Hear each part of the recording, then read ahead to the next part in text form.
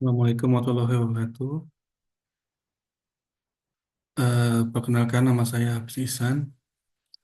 Eh, di sini saya akan memaparkan eh, tugas dari ujian tengah semester terhadap mata kuliah ekonomi dan pengembangan wilayah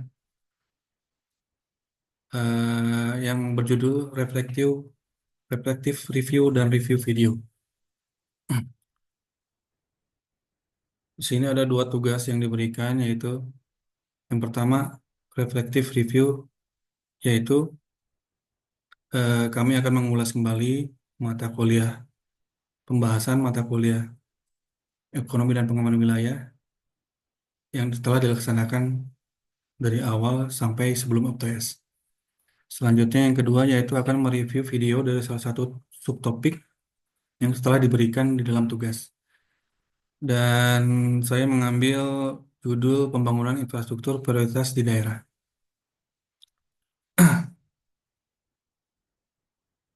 Nah, ini pembahasan yang telah dilaksanakan selama masa perkuliahan ekonomi dan pengembangan wilayah, yaitu kita sudah melakukan pertemuan 4 kali, yaitu melalui Zoom meeting. Dan di sini yang dibahas yaitu mengenai ada 4 topik. Yang pertama, pengantar ekonomi pengaman wilayah. Yang kedua yaitu teori lokasi. Yang ketiga, alat analisis dalam ekonomi wilayah. Yang keempat, topik teori basis ekonomi. Topik pertama yaitu pengantar ekonomi dan pengembangan wilayah. Di sini mengenai konsep ilmu ekonomi wilayah, yaitu menurut Safrizal, ilmu ekonomi wilayah dan perkotaan dapat diartikan sebagai cabang ilmu ekonomi yang menekankan analisisnya pada pengaruh aspek ruang ke dalam analisis ekonomi dengan fokus pembahasan pada tingkat wilayah, seperti provinsi dan kabupaten dan daerah perkotaan. Sedangkan menurut Sullivan, mengenai ekonomi kota yang merupakan interaksi antara geografi dan ekonomi. Selanjutnya menurut McCann 2013, ekonomi kota mempelajari lingkungan dan kegiatan ekonomi pada satu kota dan analisisnya lebih pada ruang spasial. Walaupun terdapat perbedaan, tetapi terdapat juga kesamaan pendapat, yaitu ekonomi wilayah dan kota merupakan bagian dari ilmu ekonomi yang lebih menekankan pada aspek ruang atau spasial. Ilmu kewilayahan yaitu menurut Glasson tahun 1978 bahwa wilayah dipandang sebagai suatu alat untuk menerangkan ruang yang didefinisikan menurut kriteria tertentu untuk tujuan tertentu. Di sini berbagai aktivitas ekonomi seperti industri, perdagangan, dan jasa, pertanian, bisnis, dan lainnya berlangsung di dalam ruang atau wilayah itu sendiri. Konsep wilayah berkembang seiring kemajuan ekonomi. Di sini dapat dilihat dari bagian ada klasifikasi kewilayahan, di mana wilayah itu terbagi 3, yaitu homogen, sistem fungsional, perencanaan atau pengelolaan. Dalam sistem atau fungsional terdapat 2, yaitu sistem dan sistem kompleks. Di dalam sistem terdapat 3, yaitu nodal, pusat hinterland, desa, kota, budidaya, lindung. Sistem kompleks yaitu terdapat 3, yaitu sistem ekonomi, kawasan, sistem ekologi, das, sistem sosial politik, kawasan adat, kawasan etnik. Di dalam perencanaan atau pengelolaan dibagi 2, yaitu wilayah perencanaan khusus, wilayah administrasi politik, provinsi, kabupaten, kota. Korelasi ilmu ekonomi wilayah dan ilmu kewilayahan. Kolaborasi antara ilmu ekonomi wilayah dan ilmu kewilayahan dapat menghasilkan perencanaan secara menyeluruh, baik dari sisi efisiensi ekonomi maupun distribusi spasial kegiatan.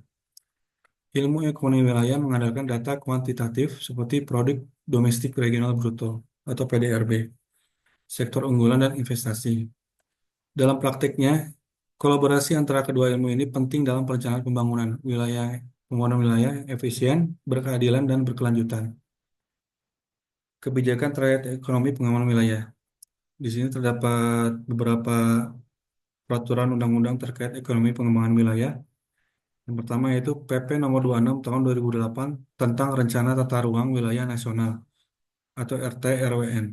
Yang kedua itu PP nomor 45 tahun 2008 tentang pedoman penyusunan RPJMN dan RPJMD. Yang selanjutnya, selain itu terdapat peraturan pemerintah terkait ekonomi penguatan wilayah. Yang pertama itu Undang-Undang Nomor 25 Tahun 2004 tentang Sistem Perencanaan Pengembangan Nasional. Yang nomor dua yaitu Undang-Undang Nomor 33 Tahun 2004 tentang Perimbangan Keuangan Pusat dan Daerah.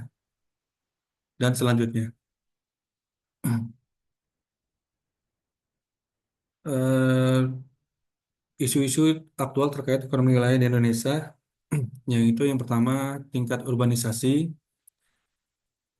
Urbanisasi merupakan proses perubahan yang terjadi ketika sebuah perekonomian di suatu desa, jumlah penduduk yang jarang, labor, intensif, dan individualistik, bertransformasi menjadi sebuah perekonomian yang bercirikan kota, kepadatan tinggi, kapital intensif, teknologi tinggi, spesialisasi produksi, ketergantungan yang tinggi, serta adanya inovasi dan kewirausahaan.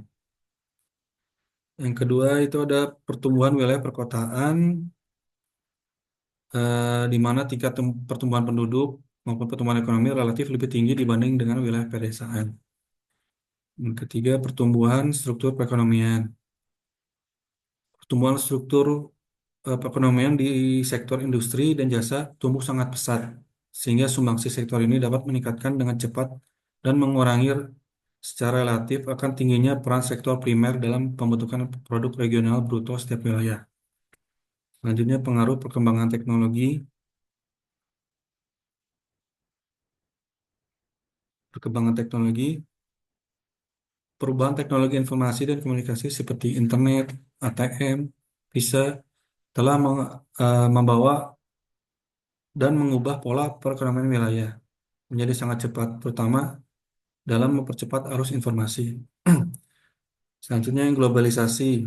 Keterbukaan dunia akan memaksa setiap perekonomian untuk berinteraksi satu sama lain, sehingga ekonomi wilayah dalam ekonomi regional yang lebih luas, internasional dan transborder region akan semakin menunjukkan intensitas. Selanjutnya, ketimpangan pembangunan antar wilayah. Ketidakseimbangan perkembangan ekonomi berpotensi menciptakan ketimpangan antar wilayah.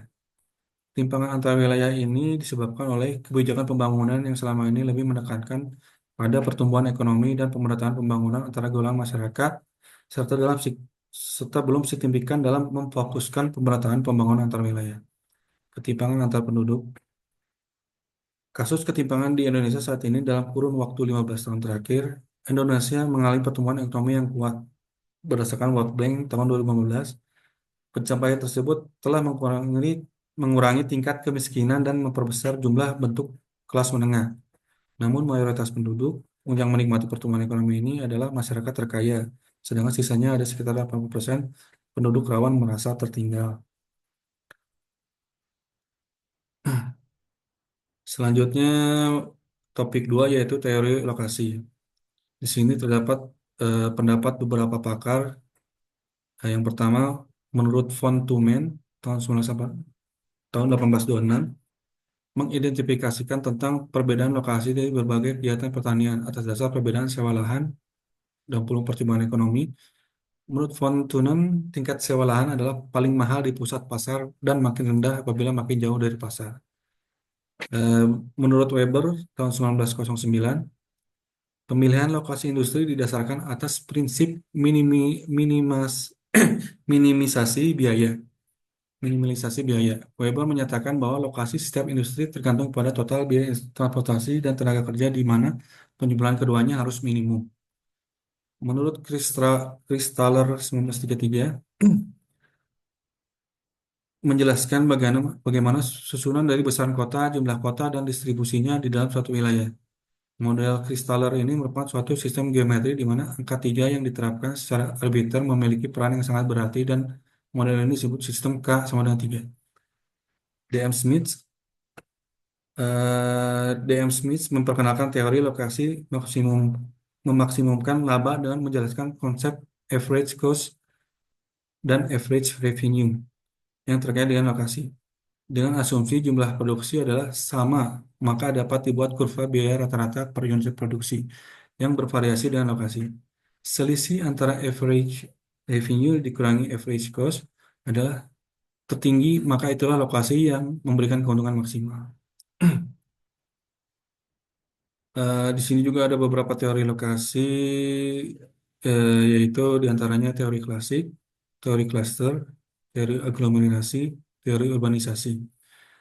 Teori klasik berdasarkan buku Adam Smith tahun 1776, yaitu yang berjudul The Wealth of Nation, dianggap sebagai dokumen penting yang menandai berakhirnya periode ekonomi klasik. Ilmu ekonomi klasik biasanya dianggap sebagai teori ekonomi modern pertama dalam bidang ilmu ekonomi. The Wealth of Nation menjadi semakin terdistorsi karena tidak tidak mampu mengidentifikasi tren ekonomi dan melakukan reorientasi konstitusi menuju disiplin ilmu yang independen dan sistematis. Teori cluster. Teori cluster dan keunggulan kompetitif berperan penting dalam menganalisis dinamika ekonomi wilayah. Cluster mengacu pada kumpulan perusahaan atau entitas terkait yang beroperasi dalam sektor atau industri yang sama di suatu wilayah geografis tertentu.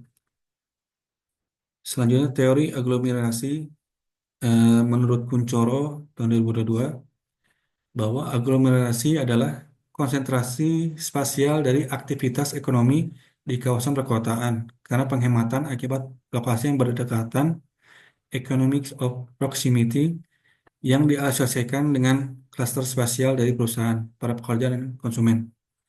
Menurut O'Sullivan tahun 1996, membagi ekonomi aglomerasi menjadi dua jenis, yaitu ekonomi lokalisasi dan ekonomi urbanisasi. Dalam hal ini dimaksud dengan ekonomi aglomerasi adalah eksternalitas positif dalam produksi, yaitu menurunnya biaya produksi sebagian besar perusahaan sebagai akibat dari produksi perusahaan lain meningkat. Teori urbanisasi di sini menurut Davis dan Kuznets, urbanisasi mempengaruhi perubahan sosial dan ekonomi telah berkembang secara signifikan. Urbanisasi bukan hanya menyebabkan pertumbuhan populasi yang cepat di kota-kota besar. Urbanisasi juga merupakan pemicu migrasi besar-besaran dari daerah pedesaan ke perkotaan. Kondisi ekonomi yang lebih baik dan peluang pekerjaan yang lebih luas di kota-kota besar seringkali menjadi daya tarik utama bagi penduduk pedesaan. Growth without development merupakan situasi di mana sebuah negara atau wilayah mengalami peningkatan ekonomi tanpa disertai dengan peningkatan kesejahteraan sosial, infrastruktur, dan kualitas hidup secara signifikan. Ini berarti ada peningkatan pendapatan dan produksi, tetapi tidak diikuti dengan peningkatan kesejahteraan masyarakat secara merata. Indikator keberhasilan pembangunan ekonomi yaitu yang pertama peningkatan pertumbuhan ekonomi negara. Selanjutnya peningkatan Gross National Product atau GNP dan pendapatan per kapita. Selanjutnya distribusi pendapatan yang relatif merata. Menurunnya angka kemiskinan, angka pengangguran, dan tingkat kematian. Pemerataan pembangunan. Selanjutnya meningkatnya industri manufaktur. Menstabilkan nilai uang rupiah. Selanjutnya pertumbuhan sejumlah industri dalam negeri sehingga mempengaruhi peningkatan ekspor. Indeks kualitas hidup dan indeks pembangunan manusia meningkat. Meningkatnya ketahanan pangan, energi, dan air. Meningkatnya gizi dan kesehatan masyarakat. Peningkatan investasi. Sini topik 3 selanjutnya. Topik 3 yaitu alat analisis dalam ekonomi wilayah. Di dalam pembangunan wilayah penting untuk menciptakan pemerataan kesejahteraan. Ketimpangan antar wilayah merupakan fenomena umum di negara berkembang. Wilayah dapat berperan sebagai motor penggerak pertumbuhan ekonomi nasional. Teori growth pole ini diperkenalkan oleh Francois Perroux pada tahun 1955. Pertumbuhan ekonomi tidak terjadi merata, tapi terkonsentrasi di suatu wilayah tertentu. Wilayah pusat pertumbuhan memancarkan efek otomi ke sekitar trickle down effect. Biasanya praktek teori growth pole itu terjadi di wilayah perkotaan, yaitu di kota-kota besar, di mana di sana banyak perkembangan pertumbuhan ekonomi begitu pesat, seperti daerah sektor industri, sektor perdagangan dan jasa, dan sektor otomotif. Karakteristik growth pole. Growth pole adalah wilayah ekonomi abstrak yang bertindak sebagai medan gaya yang memancarkan gaya sentrifugal ke wilayah pinggiran dan menarik produk-produk primer untuk menambah nilai. Secara keseluruhan, growth pole memiliki tiga karakteristik utama yaitu sebagai berikut. Homogen, yaitu semua kegiatan ekonomi dikutuk pertumbuhan menikmati manfaat dan kendala sosial ekonomi, politik, dan lingkungan serupa. Rencana ekonomi, eh, growth pole dibatasi serta diatur oleh rencana ekonomi. Ini berarti bahwa kegiatan ekonomi di wilayah growth pole direncanakan dan diorganisasikan untuk mencapai tujuan ekonomi dan pembangunan tertentu. Medan gaya growth pole memancarkan gaya sentrifugal dan sentipetal. Sentrifugal berarti bahwa manfaat kegiatan ekonomi dan layanan di wilayah tersebut menyebar ke wilayah sekitar. Gaya sentipetal berarti bahwa wilayah tersebut menarik pasokan bahan baku dan produk primer dari sekitarnya. Dengan kata sederhana, growth pole adalah wilayah yang menjadi tempat berbagai kegiatan ekonomi, industri, dan jasa beroperasi dalam skala besar akibat eksternalitas ekonomi dan orang-orang dari wilayah sekitar datang untuk melakukan berbagai transaksi ataupun aktivitas ekonomi. Dampak growth pole yaitu positifnya mempercepat pembangunan ekonomi, efisiensi penggunaan sumber daya. Negatifnya ketimpangan antar wilayah dan urbanisasi berlebihan dan tekanan pada kota besar. Autokorelasi spasial, yaitu suatu variabel yang berkorelasi terhadap dirinya sendiri.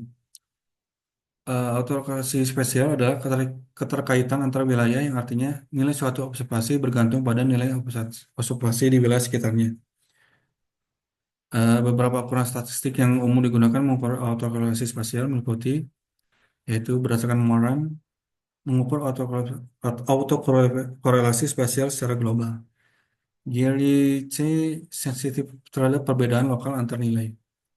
GRIS-ORT mengidentifikasi konsentrasi nilai tinggi atau rendah di suatu area. LISA atau Local Indicator of Spatial Association mengidentifikasi autokorelasi spasial secara lokal mampu menemukan klaster atau outlier. Di sini cara mengukur nilai autokorelasi spasial menurut indeks Moran yaitu di mana I sama dengan N per W, sigma I, sigma J, omega I, J, X, I, berdasarkan rumus berikut. Eh, Autokorelasi spasial ya ini suatu indeks interpretasi nilai I, indeks Moran. Jika I lebih besar dari 0, autokorelasi spasial positif. I lebih kecil dari 0, nilai berbeda bertambingan dispersion. I, I tidak sama dengan 0, I sama dengan 0, tidak ada autokorelasi spasial.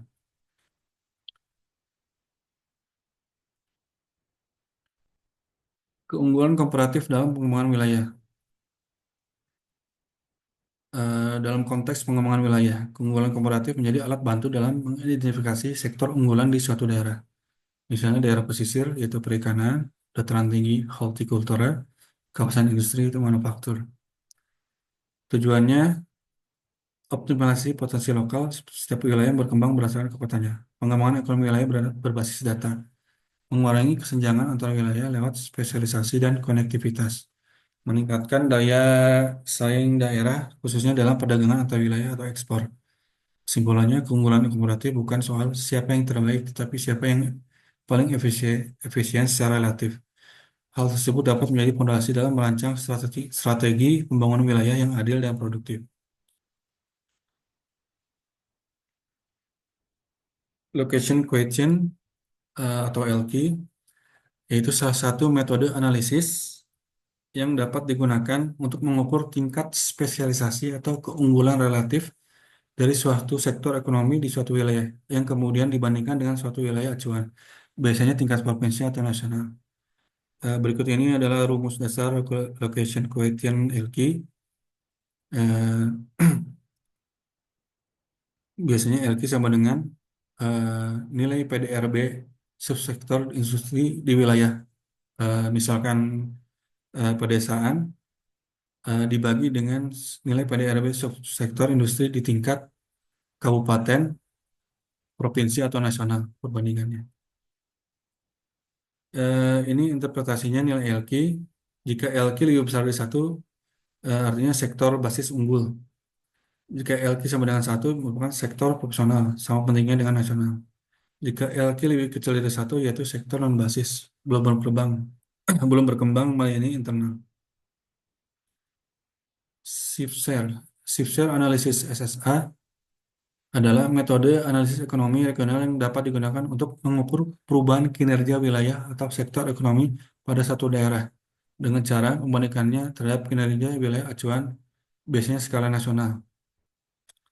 Rumus dasar shift share analisis yaitu SSA sama dengan PR ditambah PS ditambah DS. PR adalah nilai potensial regional share, PS adalah nilai proportionality, DS adalah nilai differential shift atau competitive shift. Tujuan utama SSA yaitu untuk mengetahui apakah pertumbuhan suatu sektor di daerah disebabkan oleh pertumbuhan nasional, karakteristik sektor nasional, keunggulan komparatif regional atau daerah itu sendiri. Interpretasi SSA yaitu PR lebih besar eh, IJ, subsektor atau subsektor di regional yang diamati tumbuh lebih besar dan dapat menghambat pertumbuhan sektor atau subsektor yang sama di tingkat wilayah lebih luas. PS lebih besar dari 0, eh, proportional shift-nya lebih besar dari 0, yaitu spesialisasi pada sektor yang diamati tumbuh lebih cepat, menyeimbangkan dengan spesialisasi sektor tertentu yang berada di tingkat wilayah lebih luas. DS lebih besar dari 0, subsektor atau subsektor yang diamati memiliki daya saing yang relatif lebih tinggi bila dibandingkan dengan subsektor dengan sektor atau subsektor yang lain dalam tingkat wilayah lebih luas. Selanjutnya topik keempat yaitu teori basis ekonomi. Teori basis ekonomi menyatakan bahwa laju pertumbuhan ekonomi suatu wilayah ditentukan oleh besarnya peningkatan ekspor dari wilayah tersebut berdasarkan Tarigan 2005. Sektor basis yaitu sektor atau kegiatan ekonomi yang melayani baik pasar di daerah tersebut maupun di luar daerah. S- Sedangkan sektor non basis adalah sektor yang menyediakan barang dan jasa untuk masyarakat di dalam batas wilayah perekonomian tersebut.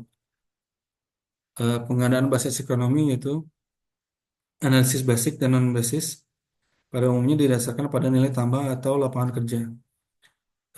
Contohnya itu pengadaan basis perubahan lapangan kerja total. Untuk setiap satu perubahan lapangan kerja di sektor basis disebut pengganda basis, yaitu pengganda basis sama dengan total lapangan kerja per lapangan kerja basis. Misalnya nilai pengganda basis adalah 3.000 banding 1.000 sama dengan 3.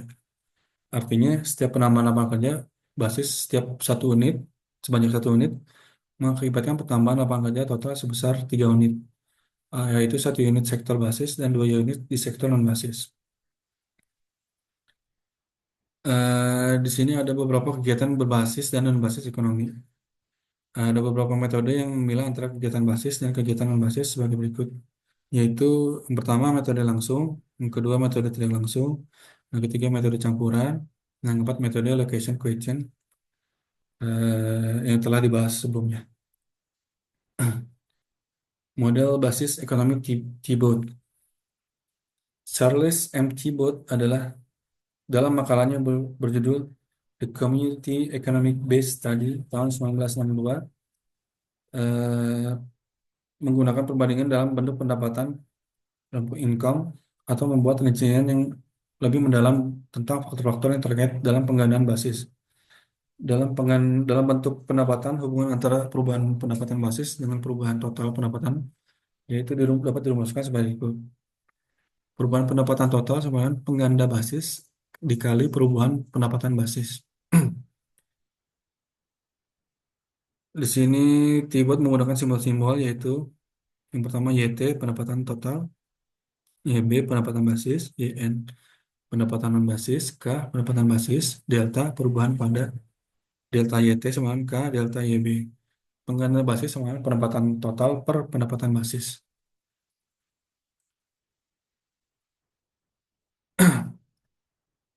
Eh, Kesan yang didapatkan selama proses pembelajaran ekonomi dan pengembangan wilayah, yaitu eh, menuntut mahasiswa untuk berperilaku aktif dalam kegiatan berkelompok maupun menanggapi paparan dari kelompok lain. Hal ini memberikan pemahaman yang lebih efektif dalam memahami berbagai definisi-definisi maupun konsep dan analisis mengenai ekonomi dan pengembangan wilayah. Pembelajaran ekonomi dan pengembangan wilayah tidak hanya tentang teori, tapi juga tentang aplikasi di dalam dunia nyata. Proses proses ini melibatkan analisis, pemodelan, pemecahan masalah, dan kolaborasi, serta pembentukan pemahaman yang mendalam tentang interaksi kompleks antara berbagai faktor di suatu wilayah. Selanjutnya kita masuk eh, ke pembahasan review video. Di sini saya mengambil subtopik yang berjudul Pembangunan Infrastruktur Prioritas di Daerah.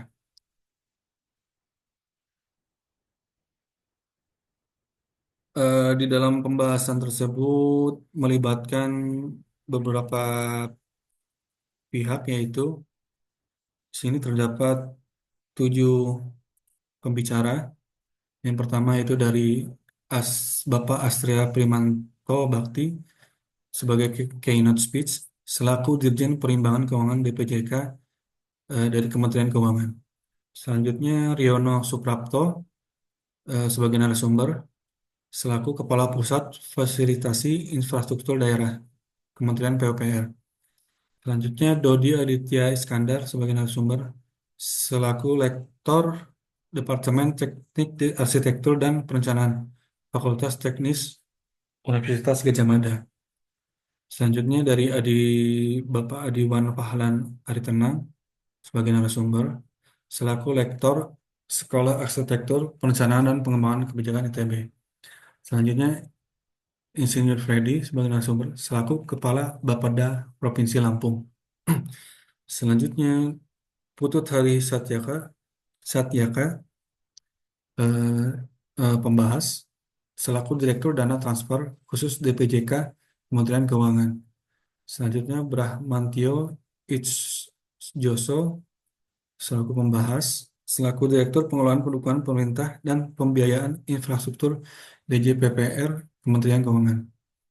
Selanjutnya dari Muhammad Nafi sebagai moderator selaku Kepala Sub Direktorat Dana Alokasi Umum DPJK Kementerian Keuangan. Isi pembahasan yaitu yang pertama pembicara dari Bapak Astra Primanto Bakti selaku Dirjen Perimbangan Keuangan di JPK Kementerian Keuangan. Beliau membahas bahwa pembangunan infrastruktur bahwa pandemi COVID-19 ini telah dilakukan realokasi dan refocusing anggaran, tentunya sangat penting untuk mempersiapkan dalam pencegahan maupun penanganan pandemi COVID-19 ini. Dalam APBN tahun 2020, yang mana telah dirubah menjadi Perpu nomor 1, kemudian menjadi Undang-Undang nomor 2, kemudian adanya perubahan Perpres 72, yang namanya transfer ke daerah dan dana desa dilakukan realokasi sebesar 94 triliun rupiah. Yang saya rasa memiliki dampak yang cukup luar biasa karena kita tidak mengurangi dukungan pemerintah pusat kepada pemerintah daerah. Selanjutnya di dalam Musrembang terdapat 2 jalur untuk pembiayaannya. Ada yang melalui kementerian lembaga dalam hal ini mengenai infrastruktur akan mengarah kepada Kementerian PUPR. Selanjutnya yang kedua adanya anggaran yang ditransfer ke daerah, serta yang ketiga yaitu anggaran yang dibiayai dari creative financing, yaitu dengan PPP dan belum public private partnership. Pentingnya kolaborasi antara pemerintah dan pemerintah daerah dan pihak swasta dalam pembiayaan infrastruktur. Kerjasama ini dapat mempercepat proses pembangunan dan mengurangi beban anggaran pemerintah. Yang kedua yaitu pembicara dari Bapak Dodi Aditya Iskandar selaku Lektor Departemen Teknik Arsitektur dan Perencanaan Fakultas Teknik Universitas Gadjah Mada. Beliau mengamati bahwa kota-kota dengan jumlah penduduk antara 500.000 hingga sampai 5 juta jiwa sebagai middleweight cities dapat mendorong perkembangan ekonomi. Pertumbuhan ekonomi ini berpotensi melampaui kinerja negara di sekitarnya. Selanjutnya, beberapa faktor penting dalam laju pertumbuhan ekonomi perkotaan yaitu yang pertama di sini disebutkan kualitas sumber daya manusia, di mana yang dimaksud kualitas sumber daya manusia itu terdapat eh, kualitas manusia yang terdiri dari 3T, talent, teknologi, toleration. Demografi suatu penduduk yang mempunyai latar belakang pendidikan S1 sebesar 25% tentunya dapat meningkatkan laju pertumbuhan ekonomi di kawasan tersebut. Selanjutnya, teknologi yang tersedia di kawasan perkotaan. Selanjutnya, ketersediaan modal. Infrastruktur yang baik, eh, baik eh, perkerasan keras maupun lunak, sangat penting bagi pertumbuhan kawasan perkotaan. Tanpa dukungan infrastruktur yang memadai, pertumbuhan ekonomi tidak dapat optimal. Selanjutnya, pembicara dari Bapak Aryono Suprapto sebagai narasumber selaku Kepala Pusat Fasilitasi Infrastruktur Daerah Kementerian PUPR. Beliau mencermati yaitu prioritas pembangunan infrastruktur daerah di era new normal. Eh, di sini beliau membahas program utama pembagian APBN di Kementerian PUPR 2020.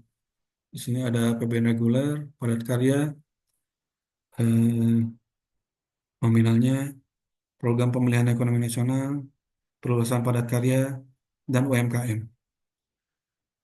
Program revitalisasi infrastruktur di Indonesia bertujuan untuk meningkatkan penyerapan tenaga kerja dan mendukung pertumbuhan ekonomi daerah yang terpuruk. Dengan anggaran yang signifikan, diharap dampak positifnya terasa di seluruh provinsi. Kota-kota besar mengalami over capacity dalam infrastruktur, sementara daerah pedesaan kekurangan akses. Hal ini menyebabkan disparitas wilayah dan dampak negatif terhadap kesehatan masyarakat. Selanjutnya pembicara dari Bapak Adiwan Fahlan Aritenang, selaku Lektor Sekolah Arsitektur, Perencanaan dan Pengembangan Kebijakan ITB. Beliau membahas yaitu pembangunan infrastruktur dan penataan kewilayahan dalam rangka pendukung pemulihan ekonomi daerah. Dalam desentralisasi, dalam hal ini berarti besarnya dana transfer pemerintah yang diterima oleh pemerintah daerah memiliki pengaruh yang lebih tinggi dalam pengeluaran dibandingkan dengan uang yang dihasilkan oleh pendapatan daerah. Yang mana yang disebutkan di sini the fly-paper effect. Pentingnya pendapatan asli daerah dan dana transfer pemerintah atau DAK terhadap belanja infrastruktur daerah. Ini menggambarkan ketergantungan ekonomi yang terus-menerus dari pemerintah daerah pada dukungan pemerintah pusat. Selanjutnya pembicara dari Insinyur Freddy selaku Kepala Bapeda Provinsi Lampung. Beliau menyebutkan bahwa Provinsi Lampung sebagai penyangga ketahanan pangan. Lampung menghadapi keterbatasan anggaran pembangunan infrastruktur yang signifikan. Hanya 400 miliar dari total yang diperlukan 700 miliar. Hal ini berpengaruh pada konektivitas dan pengembangan wilayah. Ketimpangan wilayah di Lampung antara timur dan barat mengakibatkan perlunya konektivitas yang lebih baik, terutama untuk pembangunan infrastruktur jalan dan tol. Selanjutnya pembicara dari Putut Satyaka pembahas selaku Direktur Dana Transfer Khusus DJPK Kementerian Keuangan. Beliau mencermati pemerintah perlu berani mengambil pilihan-pilihan untuk pembangunan infrastruktur. Meskipun tantangan dalam implementasinya cukup kompleks dan memerlukan strategi kreatif. Ini termasuk memanfaatkan berbagai sumber pendanaan seperti pinjaman daerah dan kerjasama antar daerah. Eh, Creative financing menjadi alternatif penting untuk memenuhi kebutuhan infrastruktur yang belum terpenuhi oleh APBD dan APBN. Kerjasama antara pemerintah daerah dan swasta juga diperlukan.